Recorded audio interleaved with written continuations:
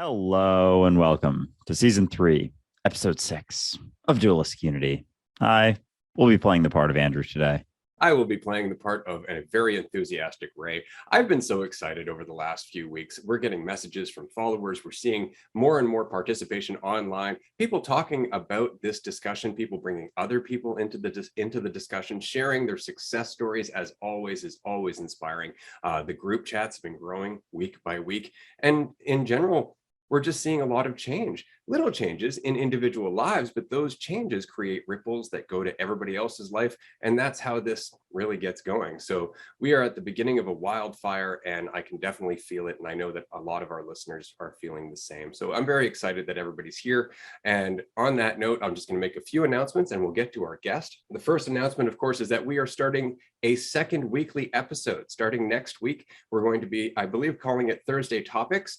This episode is going to be a little bit shorter in that it's going to be specifically about 2 or 3 topics as voted on by our Discord community and our Patreon members. And so you can be a part of that process. Just join us on Discord or Patreon or both, and you will get a vote on what we're going to be talking about from week to week in these half-hour to 45-minute episodes. And then on top of that, our Discord is over 400 members now, which is also very exciting. If you haven't joined Discord yet and you're looking for a place to talk about these insights, if you don't have anybody in your social circle that wants to talk about unity or letting go of their ego, and you really have things that you want to express, join us on Discord. There are so many people there in the exact same boat, and they're just waiting for you to join in and have fun with them, because it really is a lot of fun when growth is a process that we can share. And so without any further ado, I'd like to introduce our guest, Logan. Logan is a licensed massage therapist. He is a social media creator. He's a gamer. And more importantly, he is relatable in the extreme. I first started following Logan when I first joined TikTok. And I was immediately impressed by how easy he is to listen to. He's never trying to come from a moral high ground. He's always talking about the insights and successes as well as the challenges. He's always saying, like, this feels great, this is kind of a pain in the ass. And it's so relatable for that reason that I've just been enjoying watching his journey. And his journey in the last year and a half that I've had the pleasure to witness it has changed dramatically, which is why I wanted to talk to you. Because when I first started watching your content, you were talking about Dolores Cannon a bit. You were talking about spirit guides, angel numbers, manifestation. And I know we had a few conversations about that over time, and I've watched your content change. And recently your content has taken an extreme right turn, let's just say, in that it's so much more applicable. It's so much less, I believe in these things because they make me feel better, and more, this is what works. This is what happens when I'm not trying to feel better.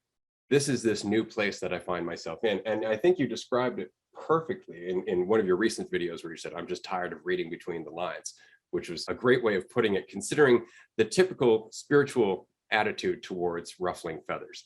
Typically in spirituality, you don't want to ruffle feathers. You're always tiptoeing around people, always trying to make sure they're happy, love vibrations and all of that. And so I find that message to be so indicative of how much you've changed. But there's a bunch of other ones, and we'll get into that. But without me rambling on any further, how about you tell the audience a little bit about yourself, how you came to social media, and a little bit about your journey? So it definitely started when I was going through college, I think.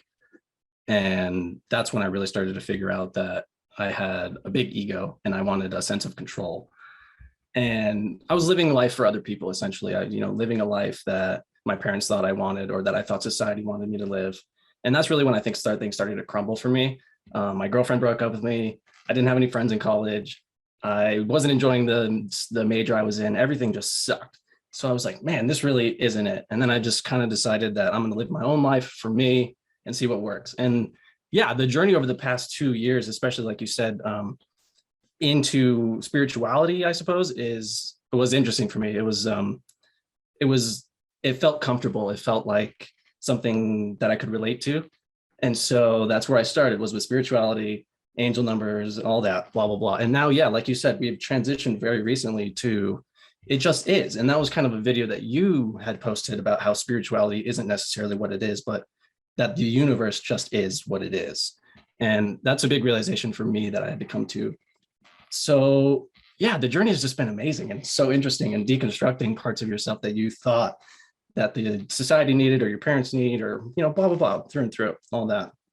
Yeah, I resonate with your journey quite a bit, honestly. And I think from before getting into spirituality, just the things like always had a very rigid, sort of structured life, always sort of had this sense of control in the sense of like, I know if I get here, then I'll feel this, or like feel successful, or this is how I achieve success, blah, blah, blah. And it got to a point that like certain things weren't doing that. And I was still in the state of constant like running from or chasing to. And even getting into spirituality early, like I went through the whole gambit, like into the angel numbers. And I mean, less so that I think, but more so, some Dolores Cannon stuff. It was just kind of like, oh yeah, this kind of feels good. Like, oh yeah, soul contract. Like, yeah, all right, cool. And I wasn't really questioning anything. And I think with that, a lot of times the initial side of spirituality still gives you something to hold on to. It still gives you a sense of sort of like a sense of control, as opposed to, but it's still confined. Like it isn't that freedom that you get when you question and sort of like move past that and take off the training wheels. Like I feel like I've gotten to more so now. So with your journey with letting go of those things, were you starting to see some of the consequences of holding on to some of the aspects of spirituality? Or was it more like, this just doesn't really make sense anymore, and you started questioning it?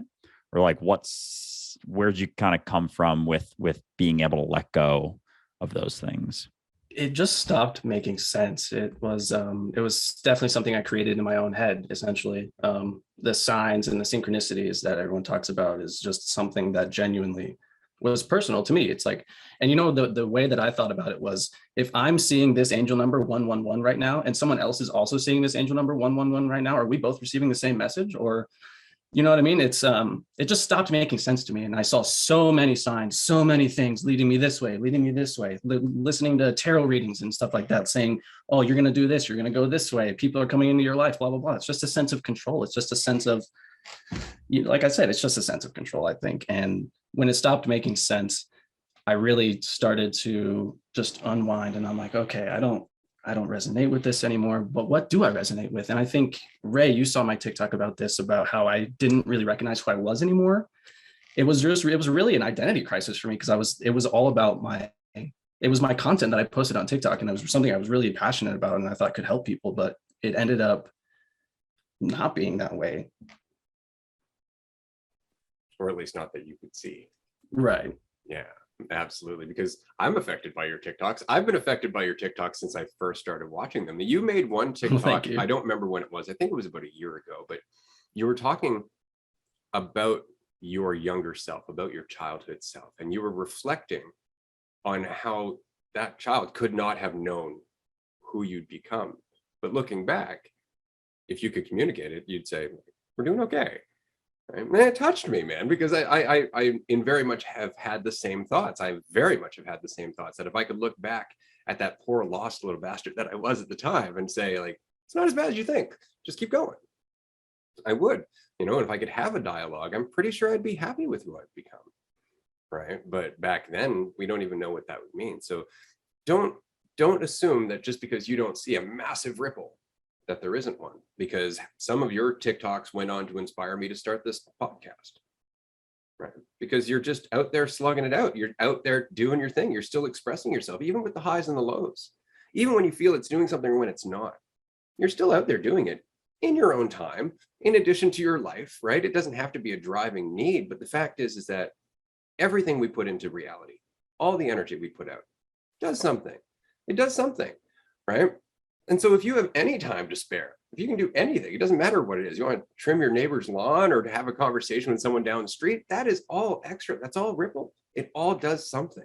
And if it's coming from that authenticity, from that place of genuine compassion and empathy, even better. And that is what I find in your content, is that your content, regardless of which direction you're going in, regardless if it's about gaming or insights or society being annoying or anything like that, it's informed by your empathy.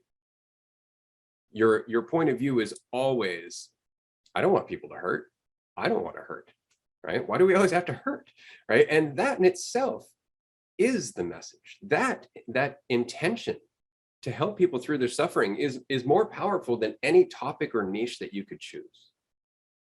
I just wanted to reinforce that for you because you're having an impact. We all are. It's just that we don't necessarily see it because we're busy looking at ourselves and we're looking for an impact that we think is happening, right? Right. We want that person to smile and go, thank you. But I'll tell you now, I've had people practically spit in my face and then years later go, thank you for saying that, right? They didn't appreciate it at the time, but it was what they needed.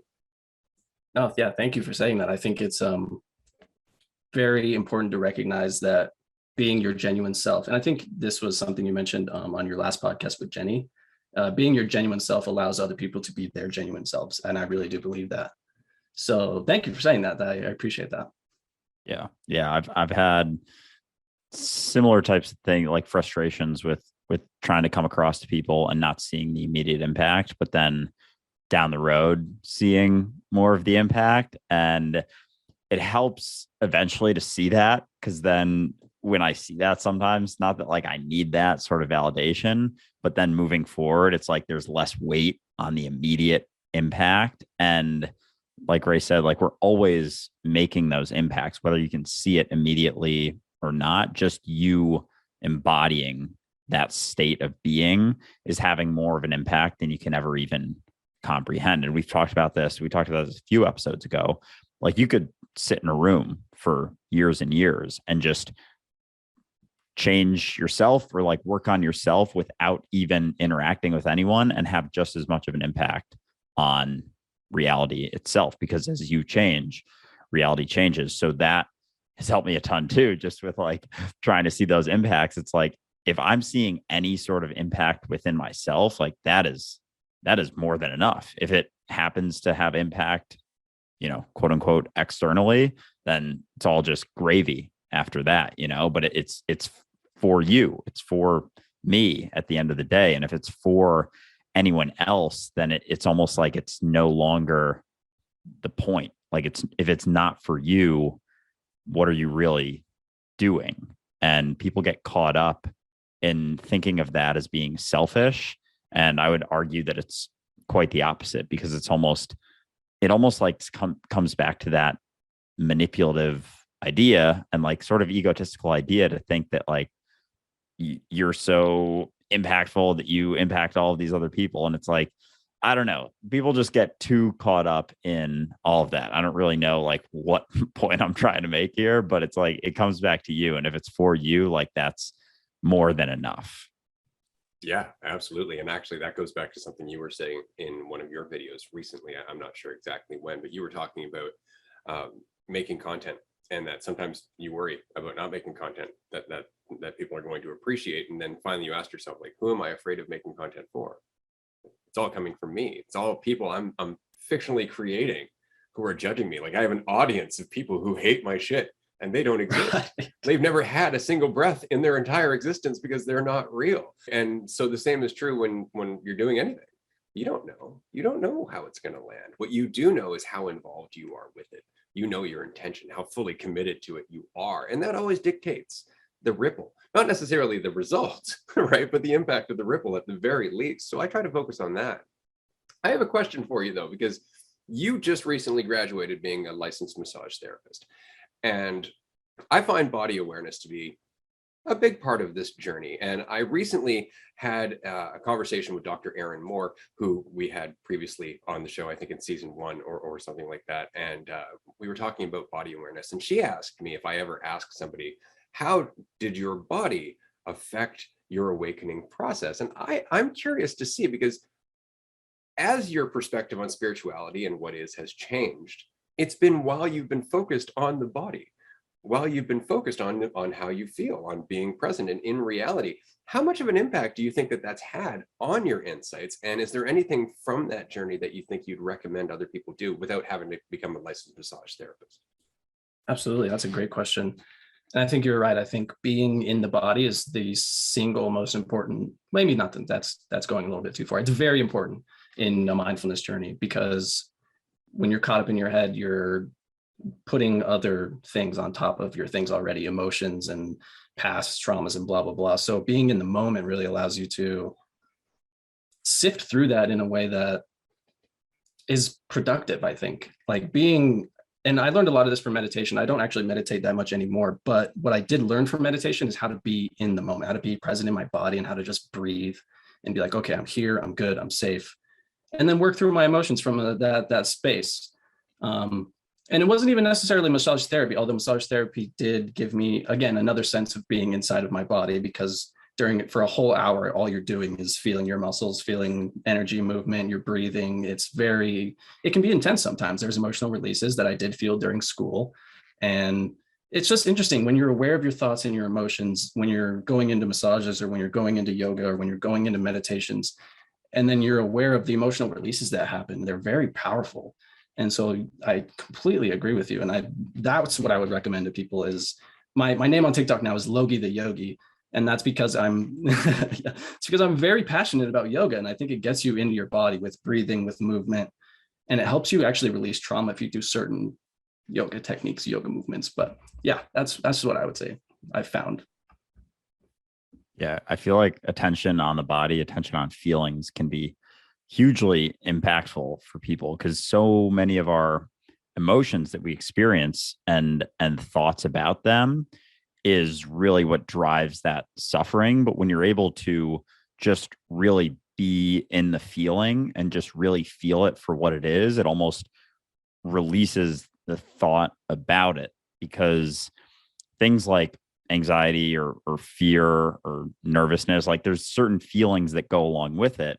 And because we're having the thoughts layered on top, like you were just saying, the layers on top of the feeling, we resist it, or we're like, oh, I don't want to be feeling this feeling. So we're like trying to get rid of it, but then that resistance only keeps it around. And so if you're able to just see it for what it is, just see it as that feeling and just be like, there's nothing wrong with this feeling. This is just a feeling. It's not even really uncomfortable. It's just something that, because of everything, all those layers on top of it, I'm perceiving it as uncomfortable. So for me, like, especially with, a lot of different feelings, and then the emotions that I'm sort of feeling because of my thoughts about the feeling, is I'm able to just feel it for what it is. It cuts it down. Like, it peels back a lot of those layers to being like, oh, this is just a feeling that I'm feeling, and it's okay. And there's nothing wrong with feeling this feeling. And going like deeper into it and like really feeling it has allowed me to release it. So I've felt a lot of connection to that, and just being able to see feelings within the body as just what they are kind of allows me to then release them, because I'm not having these thoughts about them, because I know that those are just my perception of how it is. So it's definitely helped me too. Yeah, absolutely. I found the same, though. For me, it was through Kung Fu, which is a totally different way of using the body, but it still requires body awareness. It still requires you to relax, or especially in the martial art that I learned, it was all relaxation. As soon as you're tense, that's the problem. And your teacher will tell you, you're tense. I know, because I can move you. That's how easy this is, right? So I find it interesting that because I used to work with a lot of massage therapists. I was working at this office where it had RMTs and chiropractors, and there was a counselor. It was a health office, basically. And over the course of the couple of years that I was there, we had a lot of conversations about emotional releases, which is exactly what you were just talking about. And I find that process to be so very interesting, because I've gone through it myself.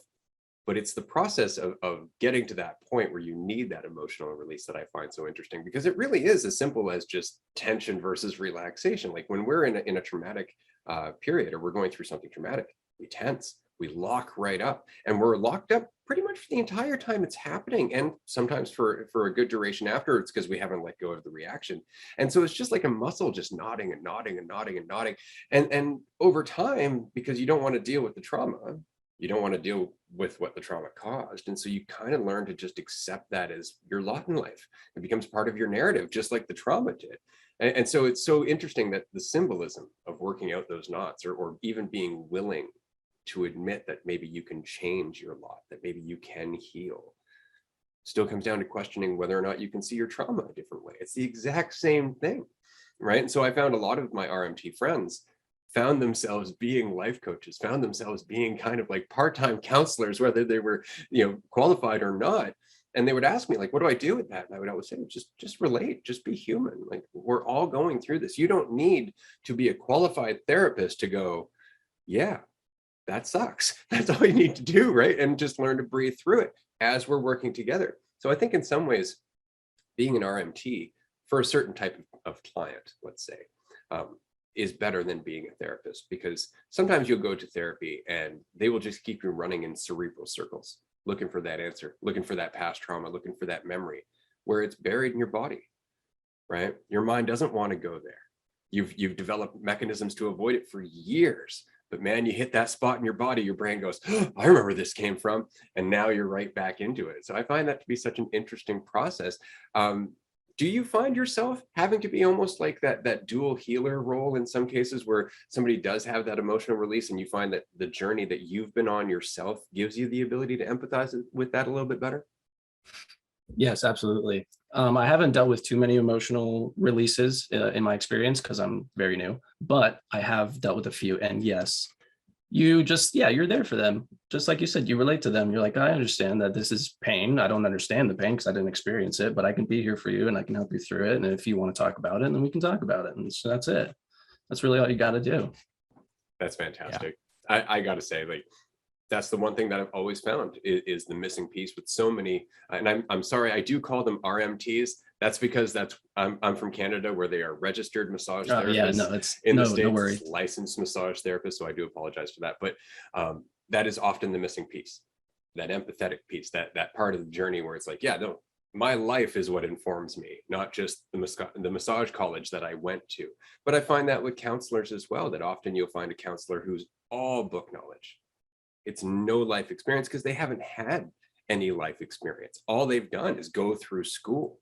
All they've done is the prescribed route.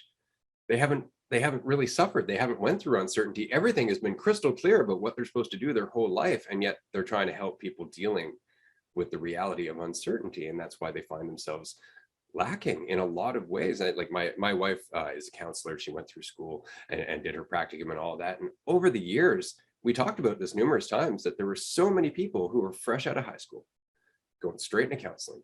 They're mid-20s, expecting to set up a practice. They've never lived. They have no idea what they're talking about, but they can reference a book, right? They can give you some coping mechanisms as outlined by Dr. Such and such, but that's all they do. And when you try to get deeper with them, they get insecure, and that's when they start pointing out all their certifications. So being human, regardless of what your job is, regardless of what your vocation or your passion is, being human first and foremost, I think, is the most valuable thing that we can do, which is being our body, being in our body, but not what we think about our body. I think there's a big difference there. Like, I spent years judging my health and saying I couldn't change it because of how I looked at myself. I wanted to see myself as doomed because I didn't like who I was. Right. And so I think that's another thing that you might find yourself witnessing more and more over time as you have long-term clients. Their life perspectives are going to change. And I'm stoked about the fact that you are going to be there to say, yeah, I was looking at that at one point. I was kind of in that realm too. Right. And this is where it led me, because that's useful to people. Not giving them an answer, but going, yeah, I was looking around there. There's some interesting stuff. Don't get caught. Right. Try and let that go. Move on to the next part. Yeah, for sure. I found that with working with just like doing some coaching stuff and some one-on-one stuff, that so much of it is just resonating with people and like putting myself in their shoes and feeling what they're sort of feeling on some level. Maybe it's not something I specifically experienced, but I've experienced something within the same realm. It's just like, this is how I went about it. These are some things I remembered, kept in mind, kept moving forward. This led to this, led to this. And it's like, it's all resonating. It's all relating to the people on some level, whether it's physically, emotionally, mentally, whatever it may be. So yeah, I found that it almost makes it easier in a way than I was expecting, because at that point, you don't have to necessarily remember anything because it's just there for you for the taking. And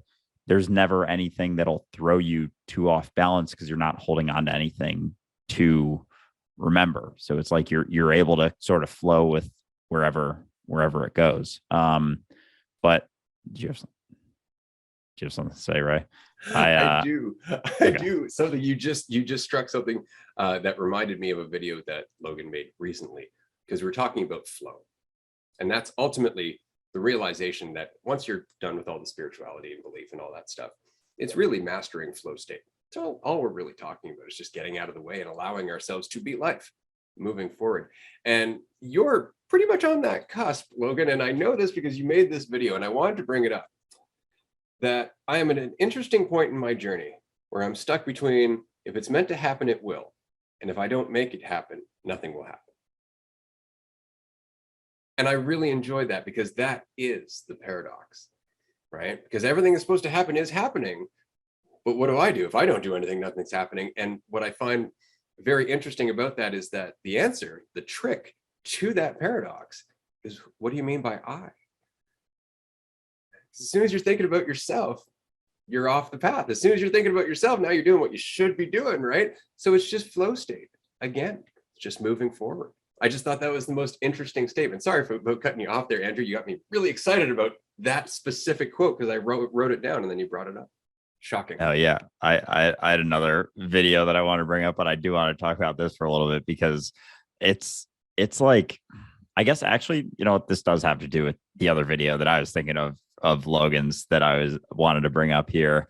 And it's almost like that mentality of getting yourself out of the way.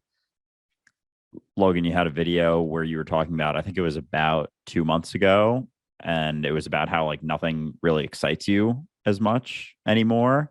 And I think that's along the same lines of like, everything's happening as it is, but like if I don't do anything, then nothing happens. And it's like that paradox. And it's also like they're both outside of the typical mentality of like running from the stick and chasing the carrot is how I sort of saw it. And I think this will be a great thing for us to get into because a lot of people will resonate early on in your journey after, you know, waking up or having some sort of deeper recognitions of closer to the truth of what you are. A lot of people don't know what to do. They're like, well, shit, I got nothing to run from. I got nothing to chase. So what the hell do I do? Like nothing really excites me in the way that it used to because it was always something to achieve to make myself feel better or become more or not hope that I don't feel like I'm less. And so it's like this very turbulent sort of thing beforehand, but then after it's like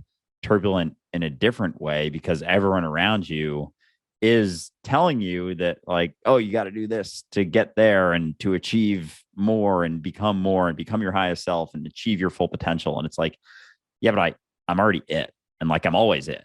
So it's like, and they're like, what? Like, what are you talking about? No, you're not it. You haven't done everything. Like, look at this person over here. They have way more money and cars and a bigger house than you. Like, what are you talking about? You haven't fully achieved anything. And it's like, is that really? That's a pretty limited idea of achieving your potential, if you ask me. So because I've dealt with this a lot, you know, the going back and forth and for a while, I didn't know what to do. And it didn't seem like there was any great reason to do anything. But on the flip side, there's not really any great reason not to do anything. And what I came to is so much of my life, I was striving for something outside of the truth of my experience in the moment. And so now it's more so just almost like a constant state of excitement because I'm there for the thing that I'm doing, but it's not this goal or like this external achievement that brings about it. It's like the peak is now.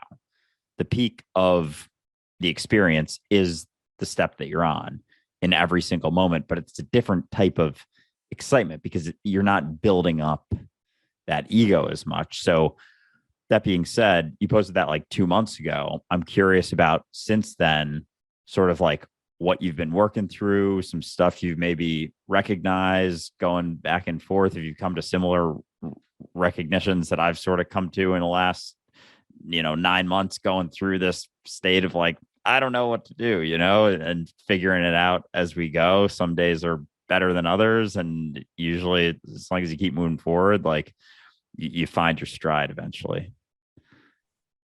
I resonate with that a lot. I think we're on very similar paths in that way.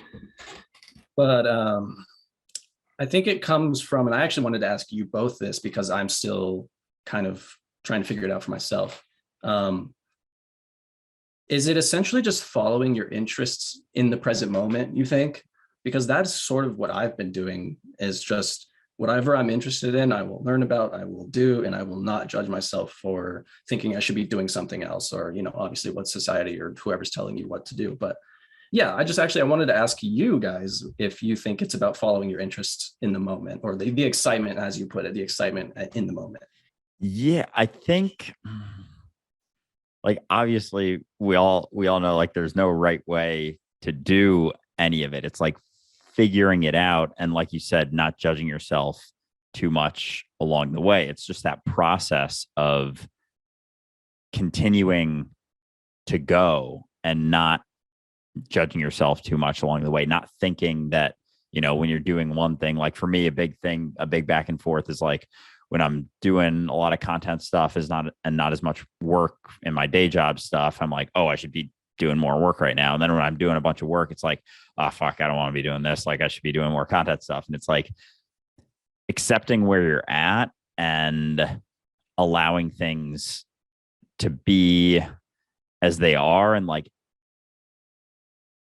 giving yourself direction in the sense of setting goals and not thinking that, you should do this or you shouldn't do that. It's like doing it and sort of being there for it and being sensitive enough to it that you recognize consequences as they come, but not overlay this idea that like this is going to lead to a consequence. Just kind of like seeing it for yourself and being willing to, get bruised a little bit, if that makes sense. Like taking something to an extent of like, oh, this is going to bring me some happiness. And then you get there and it's like, oh, maybe not. And then you go back. Like for me, something that I deal with sometimes is like, I feel like there might be some consequences to doing something, to like setting a goal and trying to get somewhere. And I'm like, ooh, there might be some consequences at the end of that road. So like, I'm not going to go down that. I'm going to go down this road. And it's like, I've been much better about being like, I don't know what's at the end of that road. I'm going to find out, and it's going to inform the next path that I take. And yeah, there might be some consequences at the end, but if I don't do that, I'll never know, and I'll never learn along the way how far I can take that before I start feeling those consequences. So it's always like, this back and forth of like, let's see how far this goes. Oh, here we go. Oh, bring it back a little bit. And then it's like, oh, over here, it's like too much. And it's like being struck from like structured to unstructured, to striving to build up your sense of self, to recognizing that there's consequences of that too, to completely letting go of caring about anything, to like caring a little bit. And it's like, I don't know, for me, it's always been this back and forth, but I've gotten better about allowing myself to experience and like see them for myself, as opposed to wondering if there's going to be some consequences at the end of a road. Is like, and that's just, one aspect of this whole conversation. But yeah, that's helped me is seeing for myself where that road goes. Yeah. Had me thinking, and I apologize because I'm probably going to ramble here just for a little bit because I've never went through this before. So it's something I'm working on. Is it about following your interests? And I would say yes and no. Why are we interested? Really is the question. Like, where does that come from? And this kind of stems back to a conversation I was having last week with somebody about will. That where does will come from? And I think we are will. That's what life is. Life is will embodied. That's why everything that can grows. Life is will. And so our will is directed or informed by our level of clarity. The more clear we are, the more our will is decisive. And more importantly, the more clear we are and the more clarity we have, or more awareness we have, the more our will is empathetic. When we're confused, we're very selfish. We're very greedy. And so let's assume we get all of that greediness and that ego out of the way. So you're not operating out of need. You're not chasing the carrot or running from the stick or any of that. you're just genuinely interested in something. I would say, yeah, that's the path to follow. It's either genuine enthusiasm or it is an authentic priority, because it doesn't have to be fun, but it does have to have meaning to you. And if it does, it doesn't matter if it's fun or not. If it's something that you're like, this is something that has a priority, or this is something that I see is what I want to do, consequences be damned, discomfort be damned. That's the way I'm going, right? And that's how you know you're free, is when you've just decided, no, that's the way I'm going. There's no reason other than that I can. And if I decide to change, I will, right? But it's on me. It's my life. Every moment from birth to death is mine. What I do with it is mine. And if, as long as you know that and you're coming from there, yeah, follow your interest. Just don't be interested out of lack, because then your interest is really fulfillment, and that just reinforces the lack.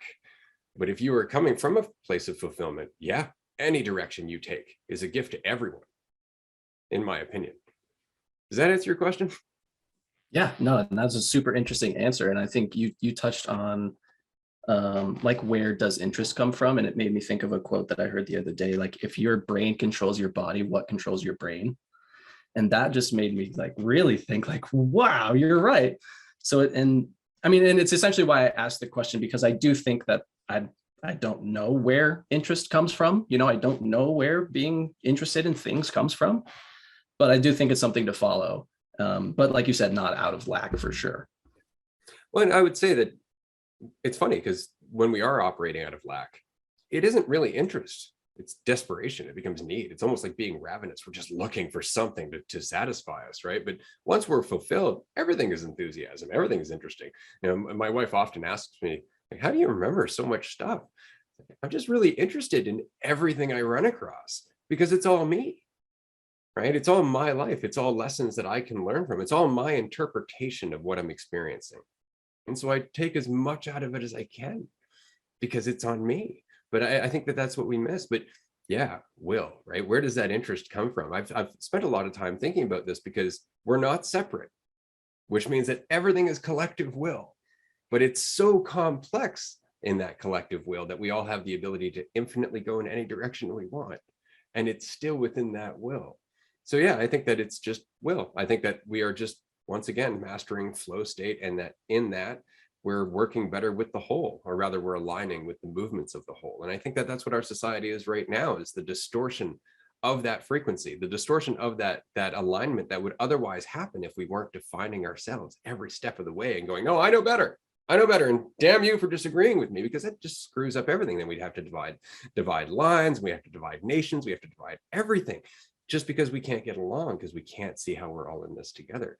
So yeah, I think that will is what we are. I think that the trick is getting out of the way and allowing it to just embody itself through us.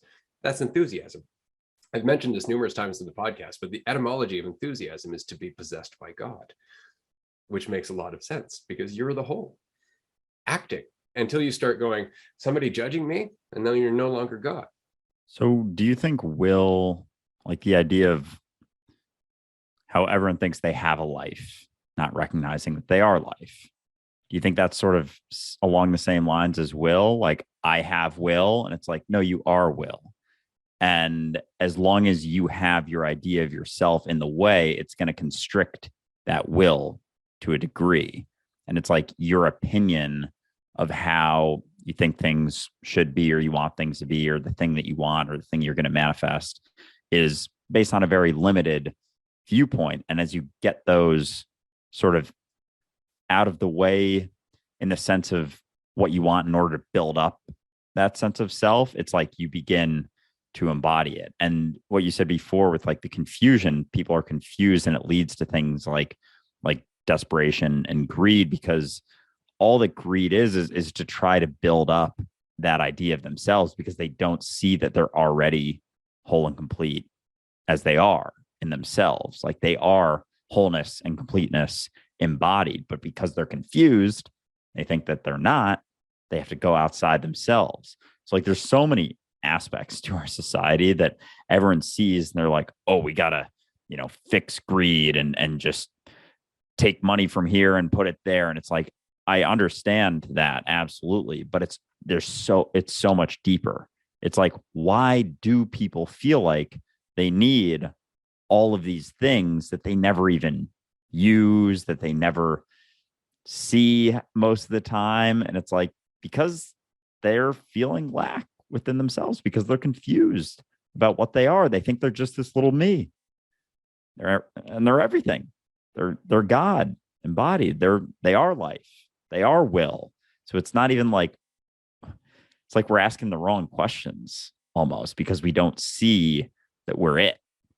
We're seeing out thinking that we have to be something else. And it's like, you're it.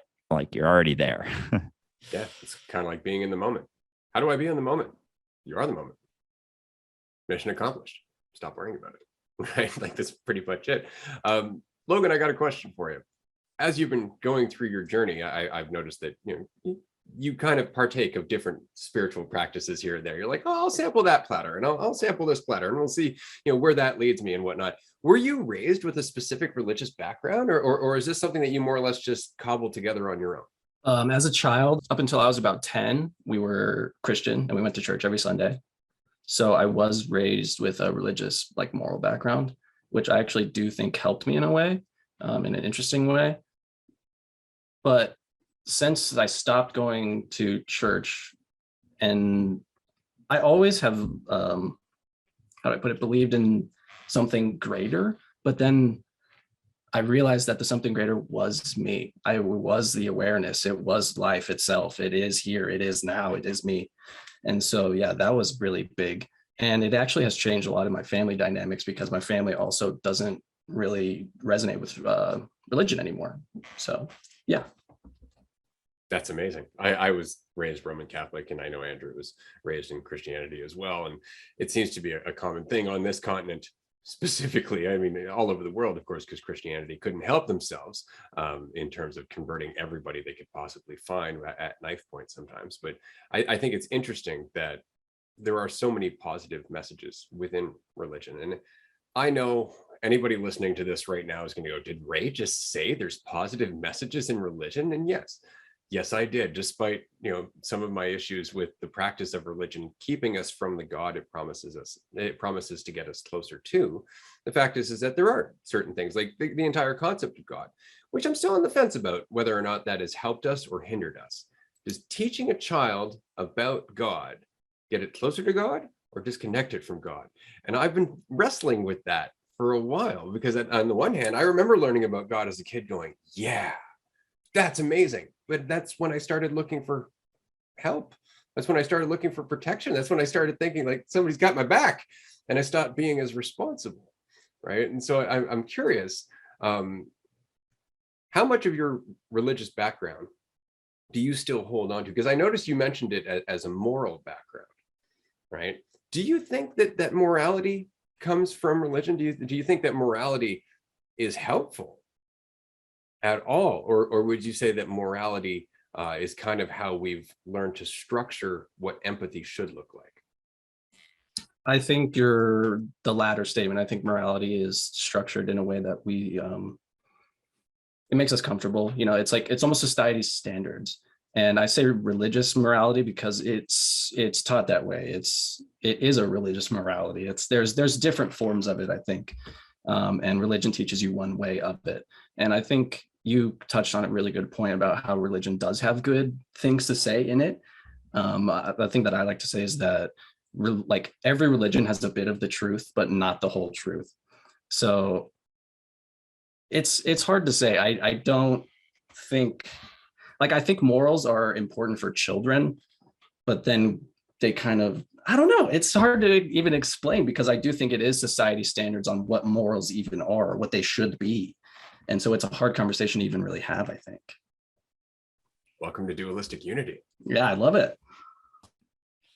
Yeah, I almost see, I think, yeah, you have a good point there with morality and children. They're almost, like training wheels, but it's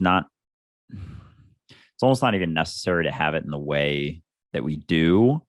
Because if we just taught kids, like, if that were you, how would you feel if you got treated like that person? Like, treat people the way you want to be treated, that whole, like, sort of cliche. But if children were more able to just do that, like once they gain this sort of sense of self, if they could just see themselves in others, that would inform so much of their actions. If they were able to see that they weren't necessarily separate and everyone else feels the same sort of ways that they do. And I feel like morality, like you said, it does breed this sort of sense of comfort and sense, or like even a false sense of comfort, or a false sense of feeling like you don't have to be as attentive to things. Like you can just check this box, like, oh, looking back on your year, like,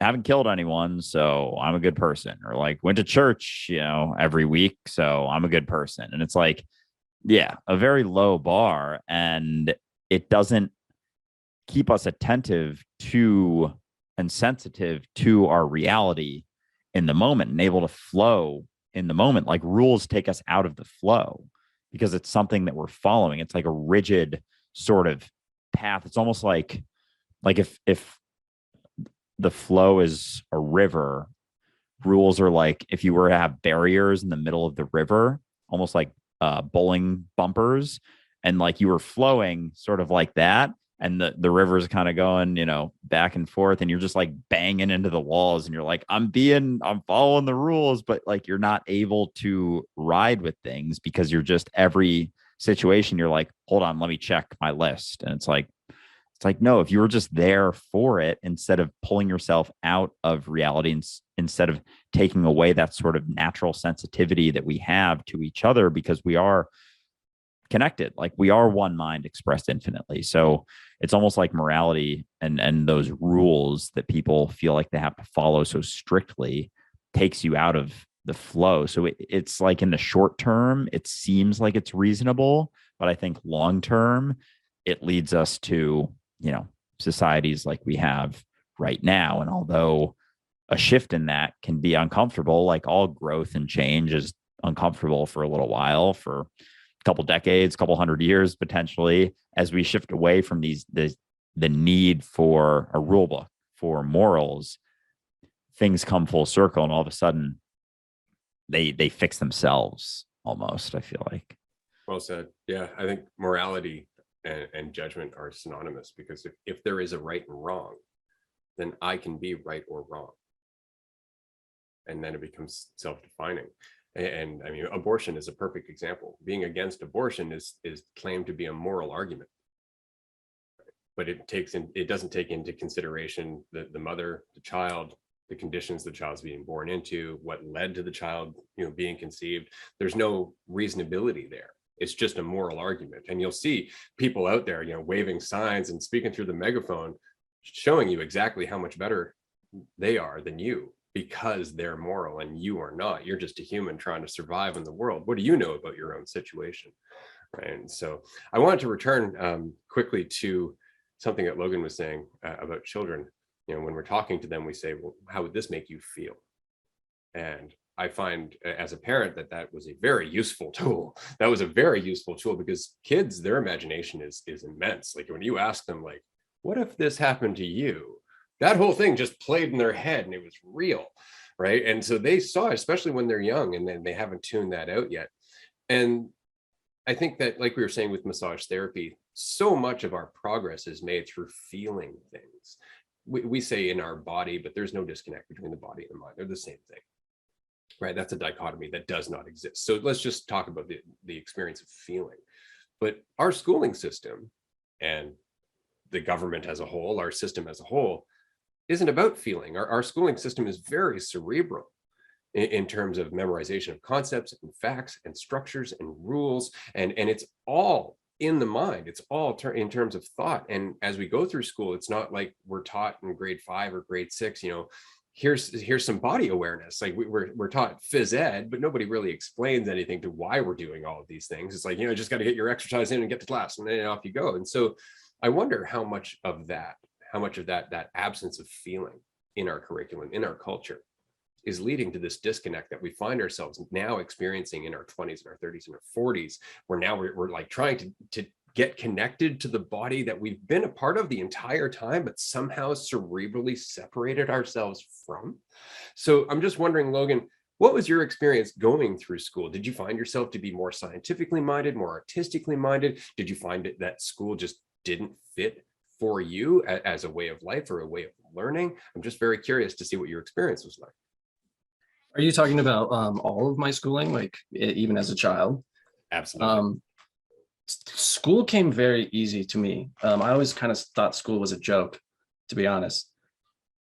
And it's interesting, like school, I feel like American school is just a structure to make like workers. It's just like, it's not, and I don't even know really how to describe this, but it's not catered to the individual in any way, shape, or form. So I never really tried in school, but I didn't have to try in school. I was just naturally gifted, I suppose you could say. I was in advanced classes and all those other blah, blah, blahs, the dual enrollment, AP, all that. And I ended up getting fourth, like top 4 in my high school class. I was fourth. But again, I never really tried. And I don't know that school is beneficial for people in today's society with just where we're going and how I would say consciousness is expanding and awareness is becoming more aware. And this information seems to be more widespread and more general to the general public now. So I don't know what needs to be done like for a schooling system. I don't have any ideas for it, but I just know that the one that we have in America is not the greatest. Yeah, and that's totally fair. I mean, the guy who invented standardized schooling said straight up, this is too crude to be used after he invented the system. And they continue to use it regardless because it's the factory system, grade A, grade B, grade C, everything's, indicated by the year of its manufacturing or the year of its released. And it's really just about pumping out units and filling the system. And so I think you're right, but it's not that old. I mean, that system's 120 years old. I think maybe a little bit older than that. And before that, it was largely master pupil. That's what it was. You went and you had a master and they taught you, but they didn't just teach you, they knew you as a person growing up. They talked to you as a human being. It wasn't just, oh, you failed this test, Jimmy. Here's another test. It was, are you stressed? Like, what's going on in your life? Let's take a walk. Let's talk about what's going on, because obviously you're not focusing. And there was some care there because there was an actual relationship.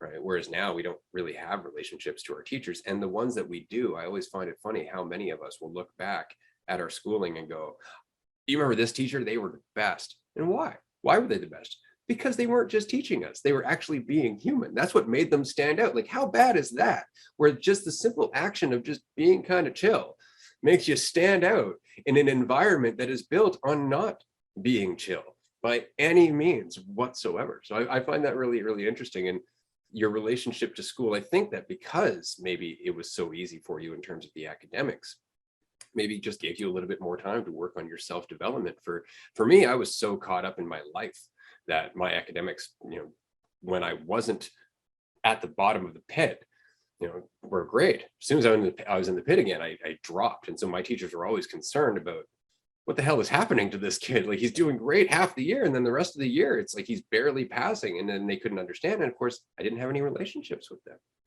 right? The one teacher I had a relationship with was the guy who ran the machine shop.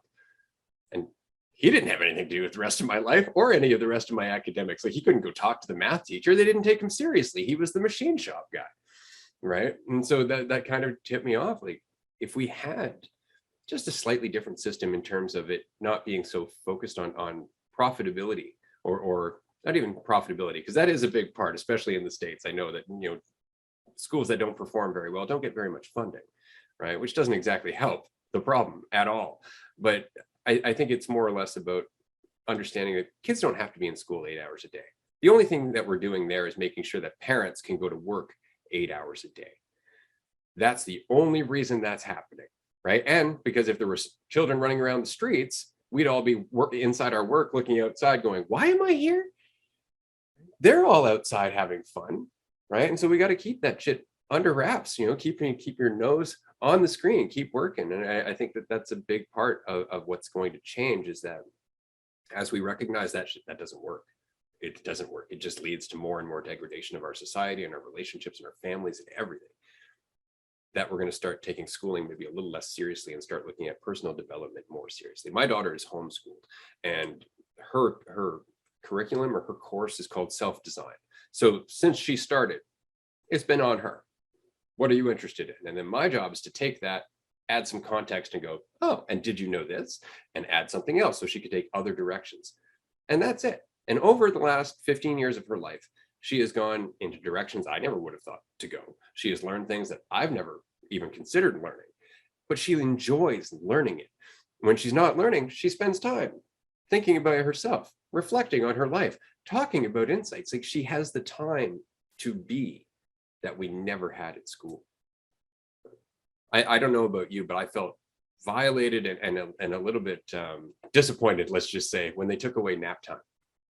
Nap time was by far the most useful period of school. It was when you could reflect on all the weird shit that happened for the rest of the morning, right? You could understand why that kid shoved his peanut butter jelly in your hair, or you could understand why such and such stole your knapsack or something like that. Like, you could just sit down and think about it and take a break. We don't get that. I'm voting that we have nap time for school and work. I also vote for that. Yeah, school. I'm glad we brought this up, because I was actually on a walk the other day and I was looking at a school in New York and I was like, that looks awfully similar to a prison over there. And I've had that thought before, and it's so true. And it's so fascinating, like how little from school that we learn actually sticks with us, because we're just like shoved through. It's literally like a factory, and we're like on a conveyor belt, just like getting stamped. And that's what it is. Like, we are machines, we are robots for the system. And especially like when I got into trying out some mushrooms, and started to see that like reality it was just like blank slate. I was like, so the way things are isn't necessarily how they had to be necessary. Like, school wasn't like designed into it by reality. Like, it was, because we are reality, but it didn't have to be that. Like, we're just on Earth. We're just wandering around. Like, we could just be chilling all day, like doing stuff we're interested in all the time. But we're forced. It's literally a legal requirement to have X number of years at school. And to people who I talk about with this, who are sort of a little bit more caught up within the realm of the system, it's the same sort of people where when we're talking about like nationalism, and I bring up how countries are kind of a silly thing, they're like, what? I wasn't even thinking of that. When I bring up like school didn't have to be, they'll argue that, well, then how's the economy going to continue running? It's like, what? Well, maybe it doesn't have to the way that it does, because maybe it's fucking broken as shit. And so it's like, it's a lot of times people, when they think about this stuff, it's like within the confines of what they've been taught and what they know. And it's like within a box, and they're not willing to step outside and be like, oh, maybe the economy, the way that it is, or the way that the US is run, like, isn't the perfect way to run a country. Maybe it's not the ideal system. Maybe it's actually super fucking broken, and we just have such a low bar that people think that it's a solid way of running things. Like, if you look around, it's clearly not. Like, there's so many aspects of it that are incredibly broken. But it's like, for those shifts to happen, I mean, they're always happening, but for the larger shifts, it's like things are going to come to a head. I feel like at some point it's just going to be, it almost is at this point too noticeable to stop. Like, I haven't seen, to stop like looking at, or to ignore anymore. And I haven't seen that movie. What is it, like Don't Look Up? Is that it? Yeah. I haven't seen it yet, but I've seen the premise of it, and I feel like that it's very telling of where we're at now. And it's like everyone's just like closing their eyes, and they're like, well, if I can't see all the shit that's going on, then everything's probably okay. And I only have probably like 60 years left or 40 years left, so like, what do I care? And it's like, yeah, that's because you're still confused about what you are. You don't see the truth of what you are. And all of the aspects of the broken system are reinforcing to you that you're this limited idea of yourself. Like it's all so tied together. But yeah, school is an interesting one because like I don't remember jack shit, even from college. Like there was not a single class I didn't really pay attention much because it was all just like, hey, as long as I get like consistent B's in all my classes, like it doesn't really matter. So I wasn't learning anything because I didn't care about it because it wasn't interesting to me. And yeah, so I don't know. Things are shifting, but yeah, it's, I don't know, at least fun to be a part of. Yeah, I agree. I have another question for you, Logan, because earlier we were talking about how the transition spiritually changed for you. And we're talking right now about how the system needs a pretty good shakeup. Let's just say the way that we're doing things currently is the way that we think they need to be done because it's the way we've been told that it has to be done. It's the way it's always been done as far as the people who are telling us that are concerned. And the same is true for spirituality. People tell us the same thing, like, no, just got to believe harder. Don't ruffle feathers, don't upset anybody, blah, blah, blah. You mentioned that you broke up with your girlfriend, that your major in school didn't work out for you, and that you more or less had to shake up your life and decide to change things. Going through that process is never easy, in my opinion. I think I've started my life over probably 6 or 7 times easily that I can remember.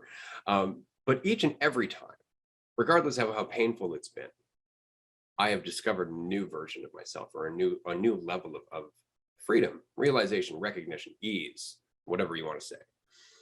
Did you experience that as well? I know you did to some degree, but I would say that, do you think that it's necessary for that kind of collapse to happen? Do you think it has to be a full collapse of everything just going to shit? Or do you think that we can recognize the potential of it going to shit so well that we can actually change direction before it falls apart? It's a great question. I think that it doesn't have to be a full collapse, but for many people it is because of how tightly they hold on to things, narratives, right? So it does have to come to that full collapse. It really does. But for people who are a little bit more aware and maybe can see where their consequences, like Andrew, like he can see the consequences, or like he understands that there will be consequences to certain things. If you can see the consequences, then you can change your life, and that collapse won't be as collapsy, if that's the word we want to use here. It won't be as hard. It won't be as difficult. And I've dealt with several, as you put them, like restarting your life type of events. And usually it sends you into a full spiral of depression and like, who am I? What am I supposed to do now? Like, I have no worth. I have no value, blah, blah, blah. But I think it genuinely needs to happen. And I think it needs to happen for a lot of people because they are just living in those narratives that they're so stuck to.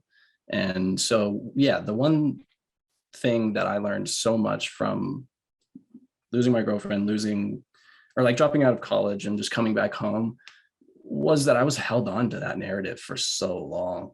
And my most viral TikTok video is actually about the inner child healing. It's like the one pinned on my page.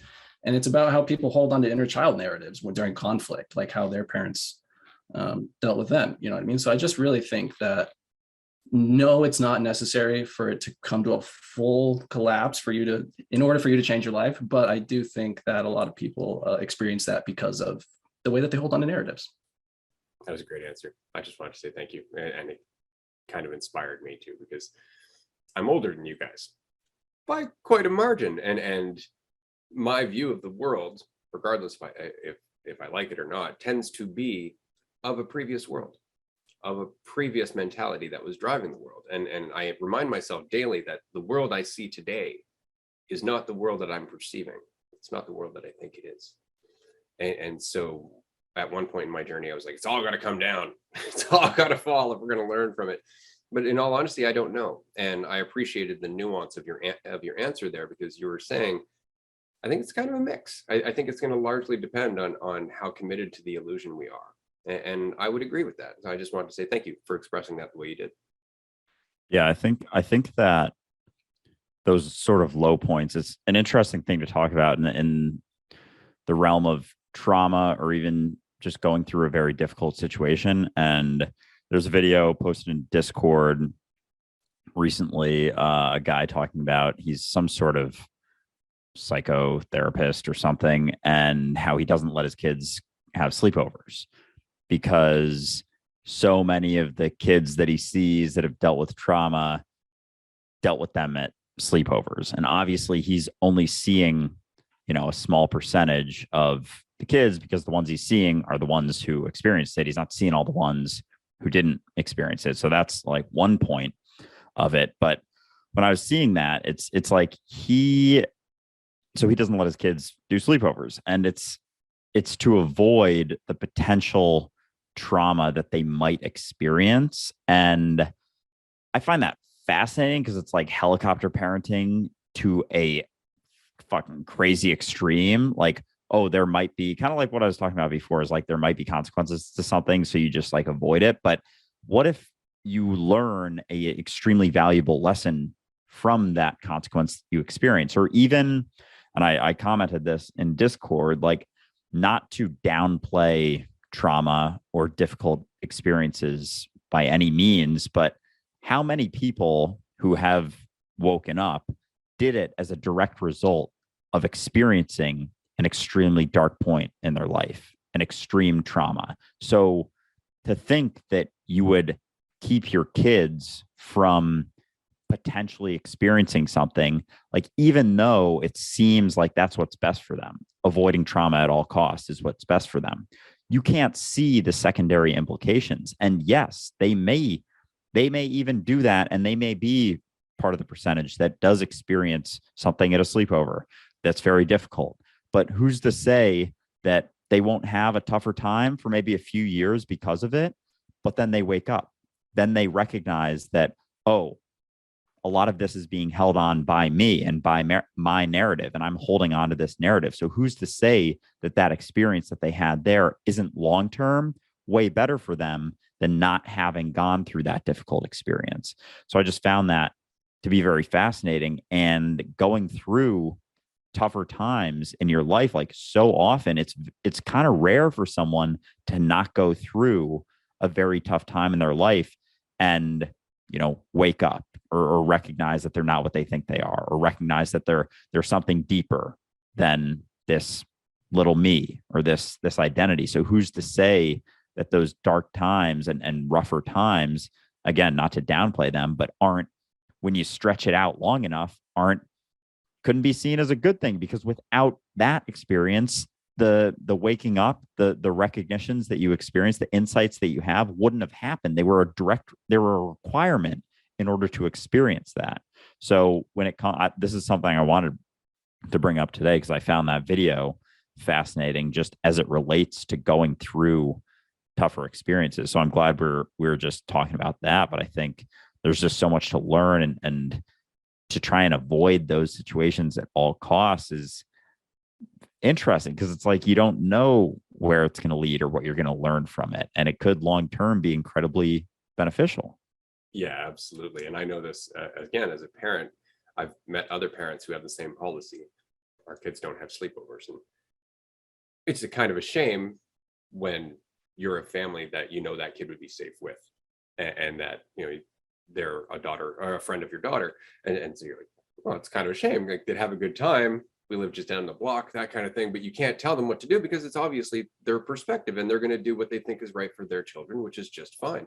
But what I have found is that the parents that do that, trying to avoid the consequence of trauma from sleepover, actually end up creating a lack of trust between themselves and their kids. Because now their kids, who have been expressing, like, I want to live, I want to feel things, I want to have fun with my friends, I want to experience the world, they're being told they can't. For their best interest, just trust me, right? And that's important as a parent. I admit that. You have to protect your kids, sure, within reason.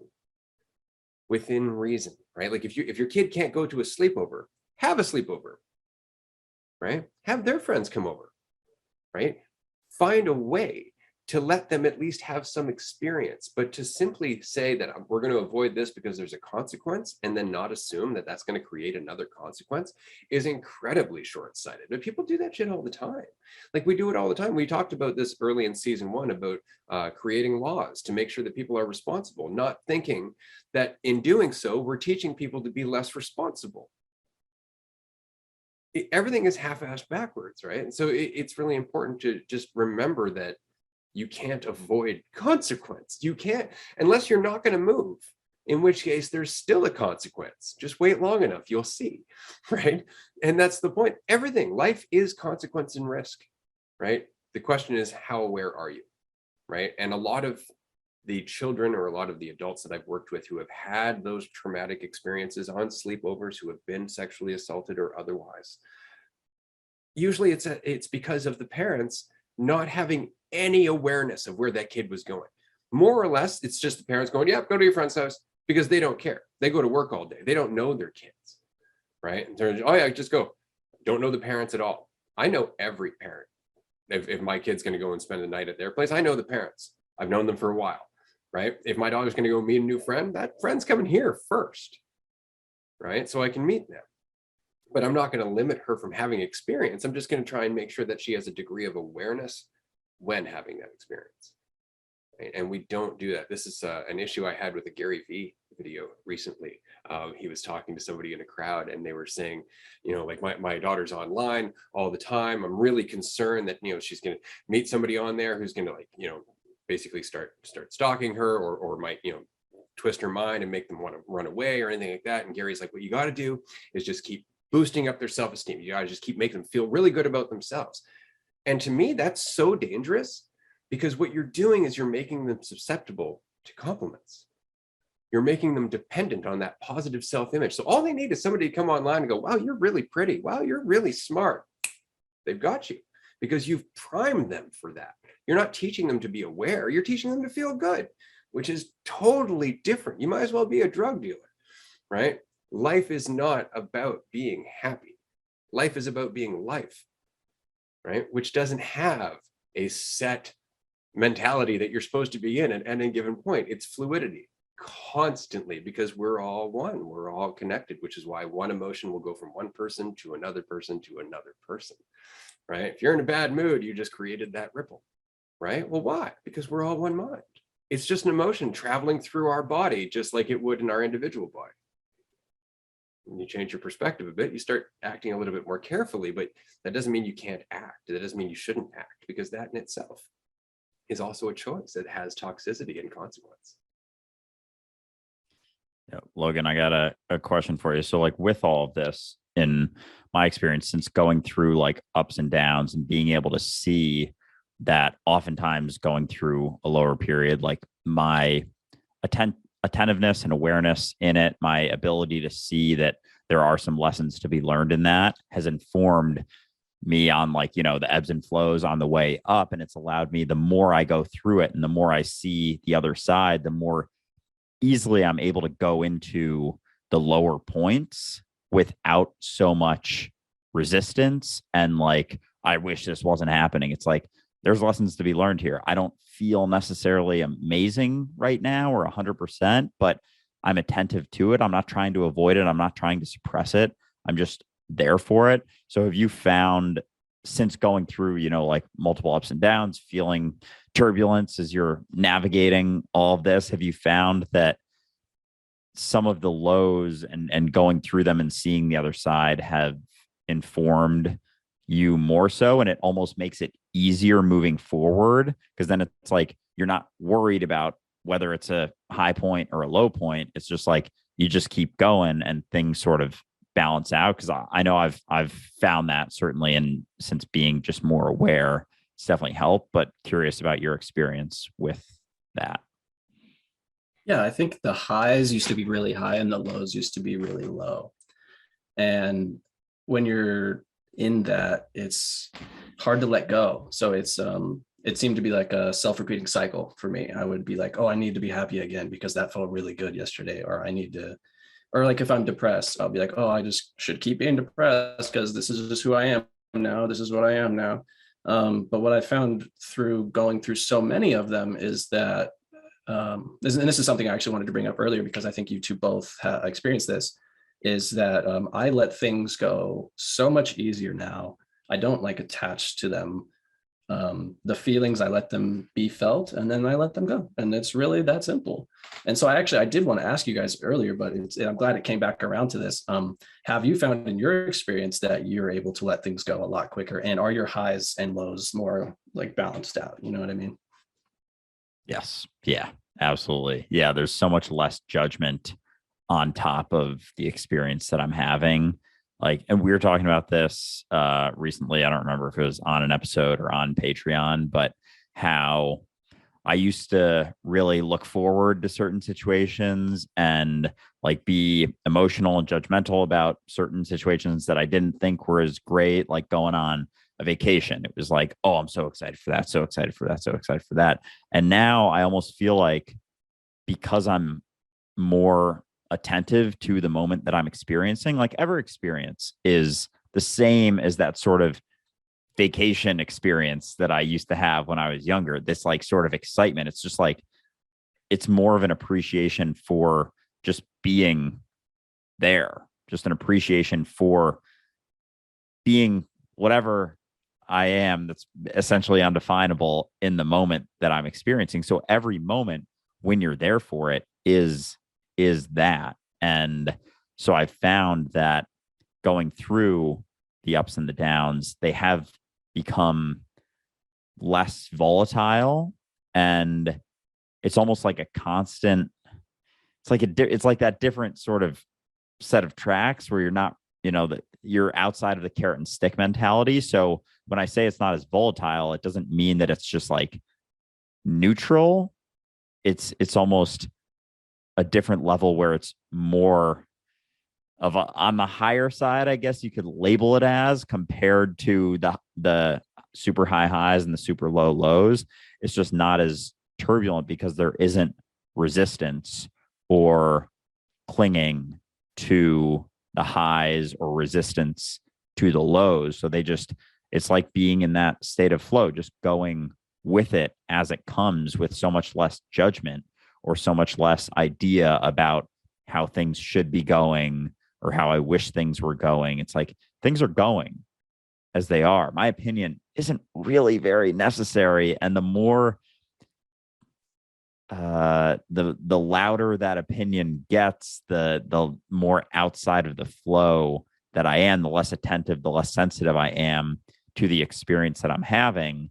And then it's like things do start kind of taking control of you as opposed to sort of being in the driver's seat and just being aware of everything that is. So absolutely. It's helped a lot just being attentive and just accepting of whatever is going on in the moment.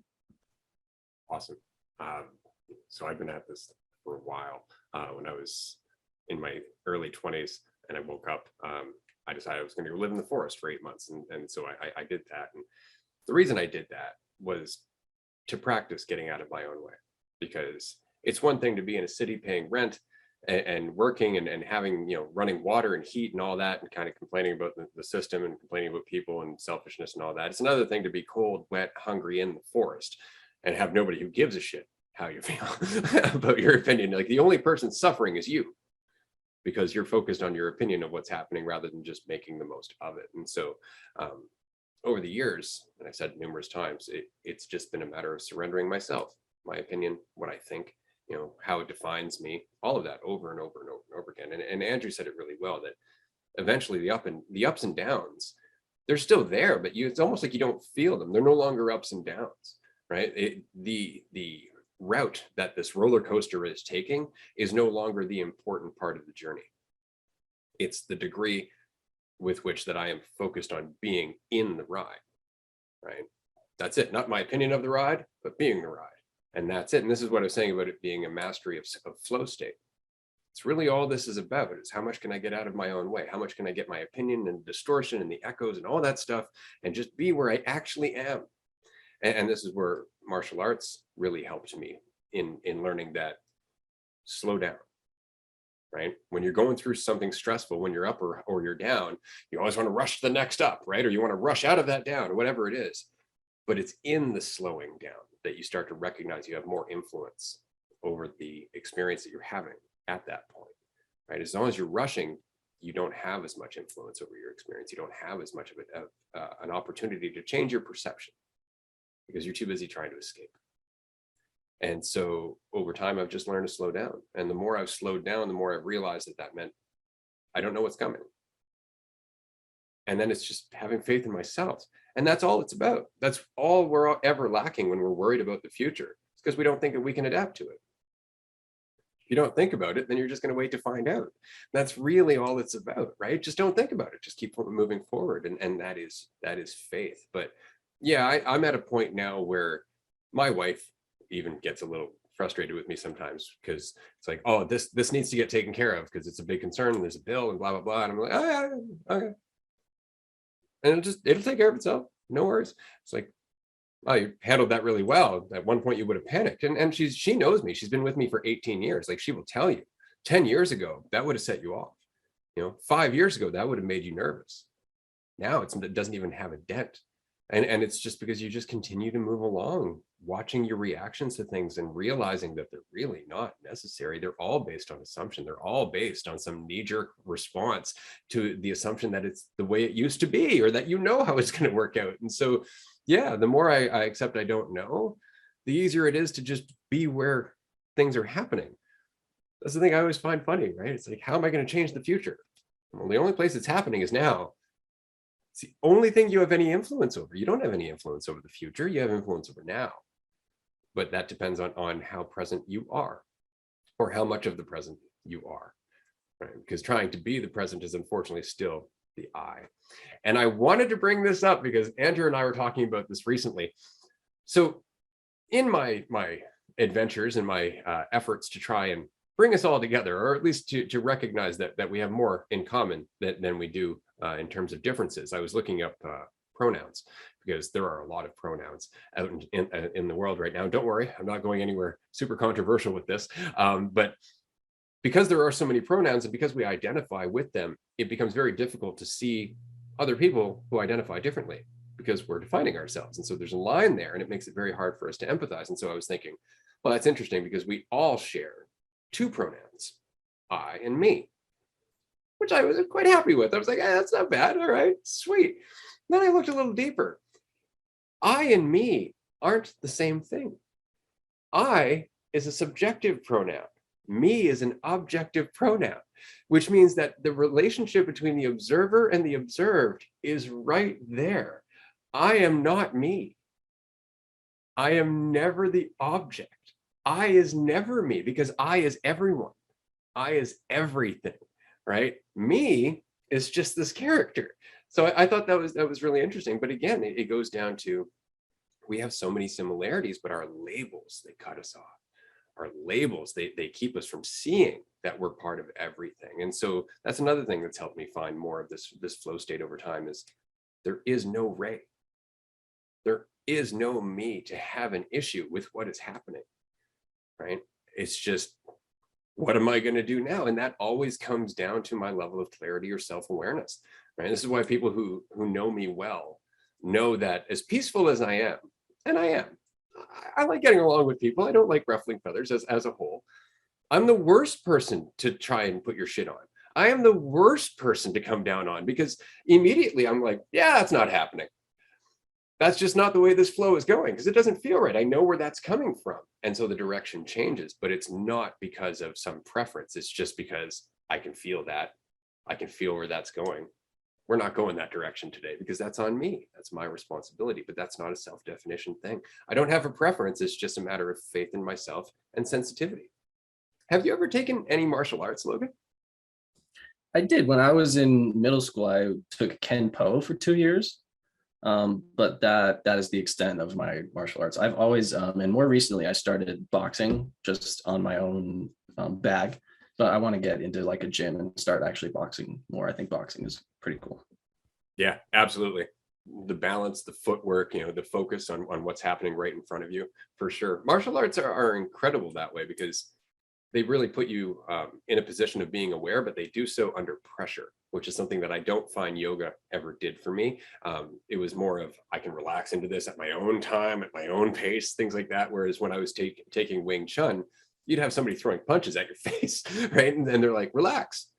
Oh yeah, okay, I'll do that, as the punches keep coming at my face. And so for me, that was a much more applicable way to learn a lot of this. I think that is something that's helped me over time to let go, is the recognition that, very much like when somebody's throwing a punch at your face, if you tense up, you're not going to react very well. You're not going to react very quickly. You're going to react in fear, right? And then that person's going to throw you around because you're all rigid and tense. And the same is true for life. Like, if you white knuckle it, you're going to get hurt.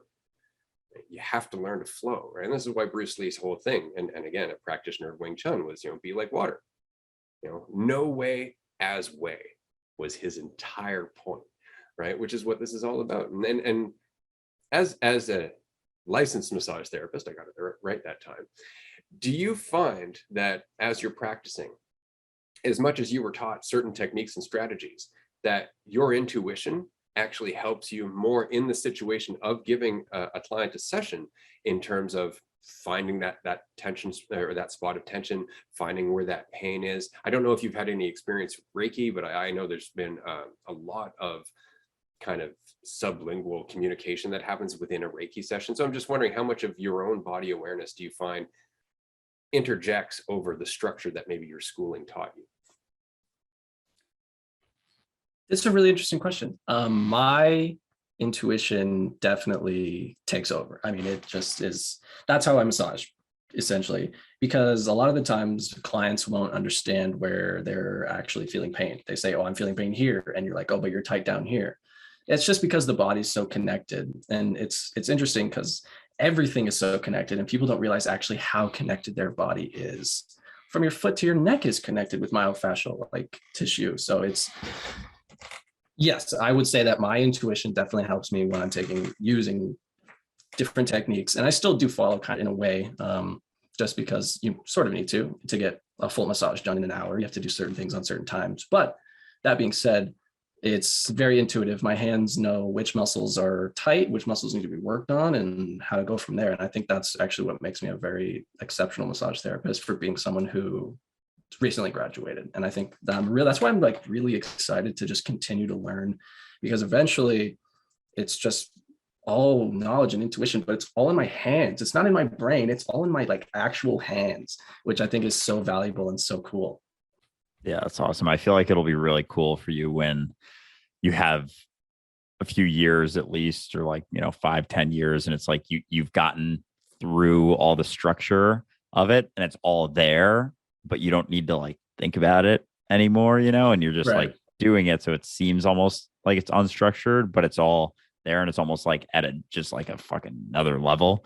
So yeah, that'll be awesome. But with the it's funny, this has nothing to do with massaging, but with the structure piece, when you brought up how it's all intuitive, but you need some structure because it's like confined to an hour. And I thought of that with sort of my process of like going in and out of being structured and then like not being structured and then coming back full circle to being structured. Like I grew up very structured and rigid, goal oriented. And when I realized that, oh, I'm, more clearly realized that I'm whole and complete as I am, like I let go of almost all structure for a few months in the fall. And I was able to come sort of, so I think of that almost like on the intuitive side, but then I recognized that I would get done with a day and like I wouldn't have done jack shit that I sort of wanted to get done. And there was a lot of different things I wanted to get done, but because I didn't have any semblance of structure, it's like there was nothing that got done. And then it came full circle where I wasn't doing anything because I had to, because I needed to fulfill myself. It was because I wanted to do these things and I had to implement some structure to that in order to do so, but I could still have that intuitive sense within the structures that I put in place because I wanted to, but it wasn't out of a sense of need. So I think that's just an aspect that everyone can benefit from, is seeing what works for you. And some people like need more structure. Some people do better with less structure, but it's not a one size fits all for anyone, whether it's, massage practice or living your life and organizing your day. So finding that balance of it is super important. So question for you, Logan, like how have you found that? Like, do you naturally tend towards being more structured, less structured, more intuitive, just like in your life or with certain practices or aspects of your life? And how have you found balancing that? And like, have you gone a little bit back and forth of like being more structured, not being more structured, whether it has to do with waking up to the clearer truth of what you are or not? I'm just curious about your process with that. Yeah, I had actually written this down a lot earlier. Both of the things that you just brought up, structure and balance, and it's so important. And I think I would preach balance until the day I die. But I think balance is so interesting to talk about because balance is different for everyone. My form of balance will obviously not be your form of balance, right? So yes, I am more go with the flow type. I don't really like structure, and I never really have, but I'm starting to realize and recognize that I need a lot more of it in my day-to-day life of the because like it's kind of like you said, like you realize at the end of the day that you didn't really get done what you wanted to get done. And that's just my own hyper focus on some certain tasks and things that I do in my own day-to-day. So finding balance has been one of the most interesting and probably my favorite part of this journey so far, just because it's so different for everyone. And my form of balance will never like even make sense to other people, to be honest. So I'm starting to, have more structure in my life because I'm starting to have more like a stable job. I want to start making TikToks more consistently, less sporadically, just whenever I feel like it. And yeah, I think it's just important to have a little bit of both, a little go with the flow, a little bit of structure. And, that's probably the key, just balance. Absolutely. I would totally agree with that. And again, I'm going to relate that back to Kung Fu. You learn the structure because it teaches you the fundamentals. You learn the structure because it teaches you where you're weak and where you're not. It teaches you where you're strong and where you're tense. And so they're all just lessons along the way because you don't really have any guide in life. Like nobody is born with a manual saying, this is how you do this. It'd be nice, but it doesn't happen. And so it's always about sensitivity, which is awareness, which is not assuming things. So it's always the same process, right? But that balance comes down to us. Like there are students that I've worked with who all they do is structure. It's all they have. And they're very, very good at structure until something they're not used to happens. Then they have no idea what to do. And so my job as a teacher was to throw that at them as often as I could, right? Let them get into a routine that they knew and then throw something they didn't know. And immediately they would struggle, they'd get frustrated, they'd go through that whole process of identification, but the brain had already changed.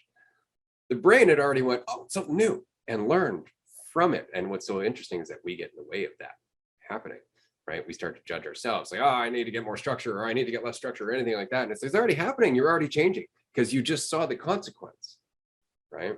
It's kind of like the flame. If you don't want to burn yourself, recognize the flame is hot.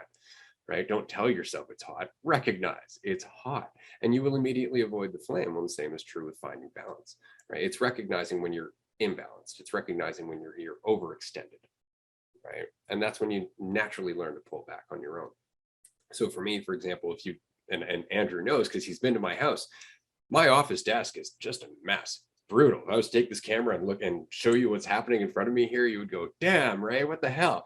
But if you were to look inside my mind, everything is crystal clear, like fiber optic lines, man. Everything is just organized as shit when it comes to what leads to something else. And it's because that's where I spend most of my time, right? Is going through all those fragments that didn't make sense. That's where I spent most of my time house cleaning. That was the structure I needed for some time until finally I could just get it out of the way and maintain an awareness of how that works, of how the room was organized, is how things worked, right? But at first it was, oh, am I judging myself? Oh, am I being needy?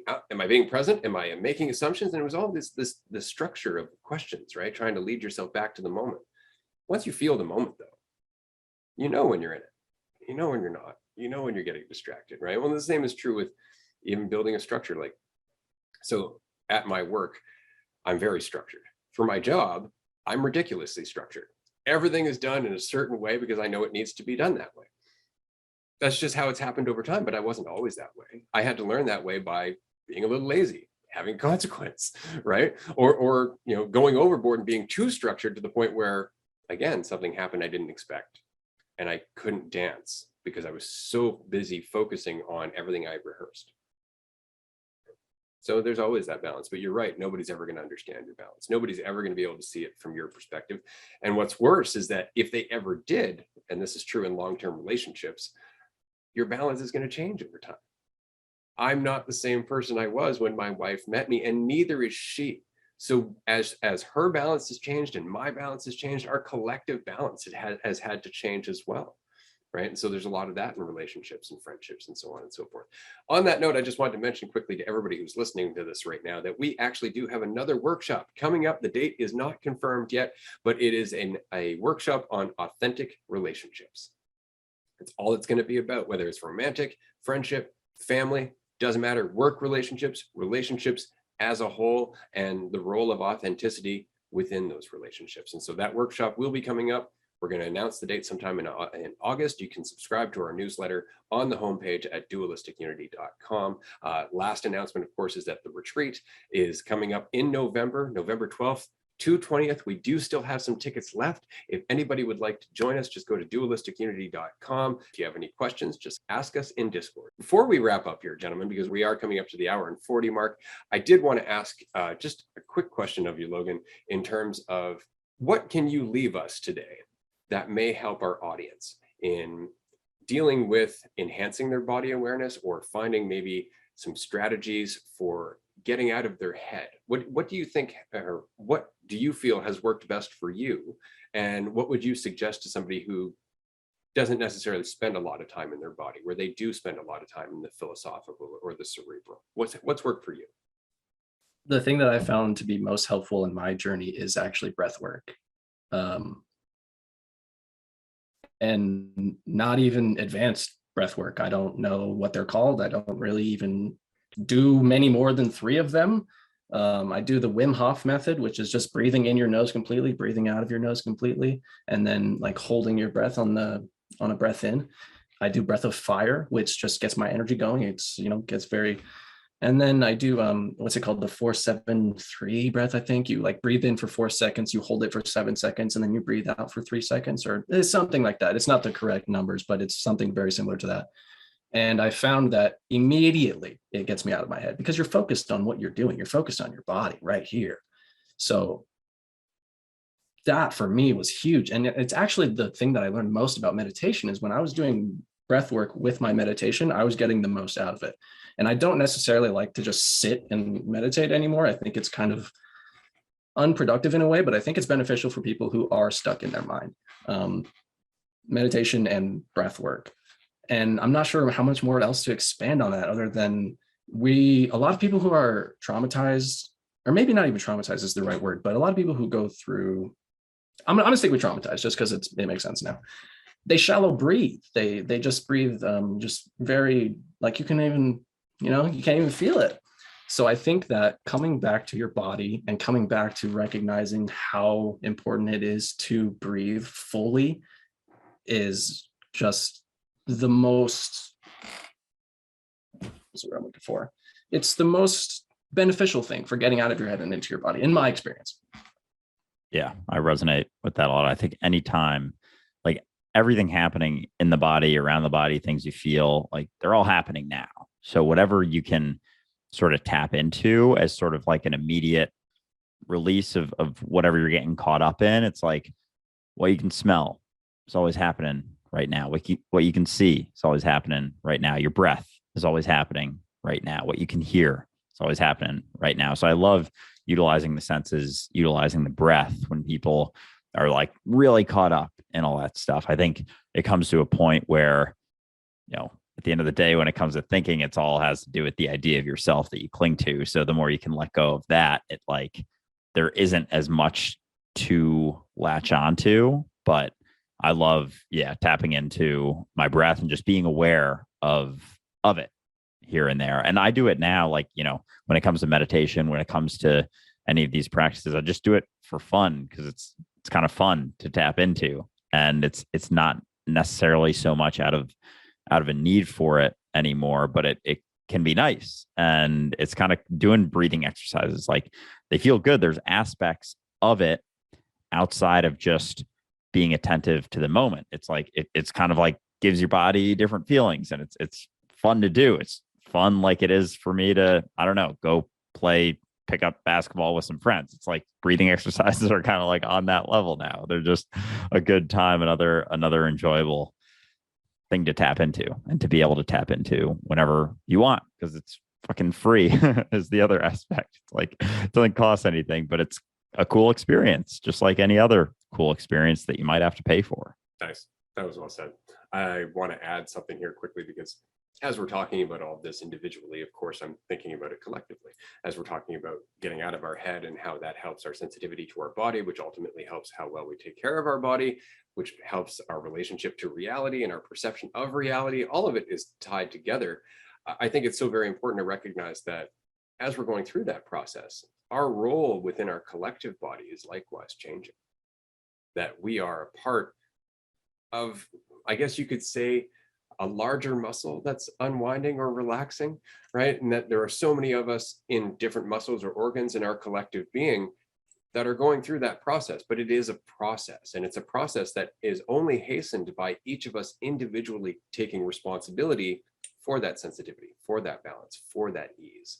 And I just find it amazing that there is so little that we actually need to do in terms of changing the world, and so much we need to do in terms of just being ourselves and learning that that's kind of the name of the game. That's what this has been about this entire time, is being ourselves, and that our world, or the world that we live in, has largely forgotten that, in the same way that we did when we started getting tense going through school, or that we did when we started identifying, and we did when we started white knuckling it through life. That our culture is very much a car full of people white knuckling it, and there's a few of us in the back going, we can relax, everything's fine, right? And so we're collectively changing the mind of us going through that journey in that car. And I just wanted to say, Logan, I really appreciate all of the work that you do. I appreciate all of the back and forthing that you go through in your own life, wondering, am I doing something worthwhile? Fuck it, I'm going to do something worthwhile. And I enjoy watching that, and the fact that you share that with us, because that's what we're going through. And I think if I'm going to leave you with anything, it's going to be, don't even think about it. Just do. Trust yourself, because people like you, the mentality that you're in, the mentality that you're exploring, that is the ripple. That's all we need. I mean, you're helping more than you will ever know. So don't even try and think about how much you're helping, because that's going to limit how much you're helping. So on that note, we're going to wrap up here. I do hope, if you do get the chance to join us at this retreat in November, that you can. If you can't, of course, we're going to be doing future retreats next year and in the years beyond, but we would love to see you there. And of course, if you're there and you happen to be offering massage, that would be great as well. This retreat coming up, we're going to have some Reiki. We're going to have a little bit of Wing Chun Kung Fu. So if you can make it, I'll be happy to teach you some of that, because it goes very much in line with the sensitivity that you've been talking about. I do want to ask one more question from you, Logan, before I let you go, and it's about detachment, because through all of this, we've talked about, getting out of our mind and so on. But the biggest journey, or at least in my perspective, is surrendering who we think we used to be, or surrendering who we think we are. Do you find that you have any tools specifically when you're taking yourself super seriously, not coming back to your body, but just a way of stopping yourself and reminding yourself that what you're thinking is not the truth? Is that something that you find that yourself doing, that you're challenging your thoughts at all? Or do you find that it's more or less just coming back to reality through the body awareness? I do think for me, it's coming back to the body through awareness. I used to believe that, and I'm still kind of on the fence about this, because I've heard that our brains are considered like transmitters. So anyway, I'm trying to figure out if our thoughts are our own. You know what I mean? If that, like, it's so hard to really dive into, because I do think that I have some thoughts that don't necessarily come from my brain, but that seems so silly to say. And then I do have some thoughts that I'm like, yeah, I definitely created that one. And it's just like, I don't know. So for me, yeah, just the awareness of the body for me, getting back into the moment, realizing I'm okay, I'm here. Like whatever you're perceiving is going bad or going wrong isn't actually, or it's definitely not as bad as you think it is. So yeah, it's just awareness of the body for me, and I've come up with a lot of different techniques for myself, and it was mostly actually what Andrew said about the senses. I like to feel like my body a lot. I feel my surroundings, I hear my surroundings, I see my surroundings, and I'm like, I'm here, I'm good. So that's really what it has come down to for me. Yeah, I like what you say. We could extend this for a whole another like 2 hours with that statement that you just said. Are they really always your thoughts? And is it coming from your brain? And my question would be, where are you? And could it be that, is it even your brain, or is it just brain that you've identified with? So yeah, there's a fucking can of worms right there. But I know where that was like last question of the episode. But yeah, that's what we love talking about, is questions like that. So yeah, it's I really appreciate you coming on, man. This is an awesome chat. I think I resonate with you a lot, and I think we're at, similar points to this, whereas Ray's been at it for a while, and we're relatively new, kind of figuring shit out, going through the turbulence. But yeah, one step at a time, one moment at a time. And I'm enjoying the ride. So appreciate you being a part of this episode with us, man. And I look Yeah, forward to chatting with you soon. absolutely. Me too. It's been such an honor to talk to you guys, your minds, the way that they work. I'm very inspired by the content that you make and the things that you say and how you help people. So I just want you guys to know that you're very inspiring to me. Yeah. And it's been great. This is such a wonderful conversation. I don't have conversations like this with anyone. So it's been very enlightening.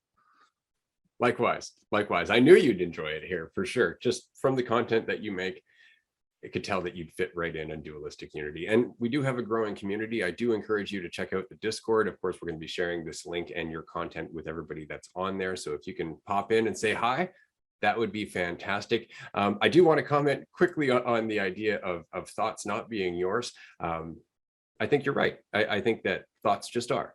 All thoughts that could possibly exist do, here and now. And they're not owned by us. They are just perspectives of what is. None of them are what is. They're just perspectives of what is. And if you can just keep that in mind, then it's very much just like, walking down the street and smelling a flower. Like, oh, and that changes your experience. But if you're not going to go looking for that flower and analyzing it in detail, you're just going to take what you can from that experience and move on. So on that note, we're going to stop babbling right now. We're going to end this episode here. Thank you, everybody who could join us. We always appreciate it. Of course, we will see you next week for episode 7. We do have a free group coming up this Wednesday, every first Wednesday of the month. You can register at dualisticunity.com. Thanks again, Logan. We really appreciate you being here. Take care, everyone. Absolutely. Thanks so much. Everyone.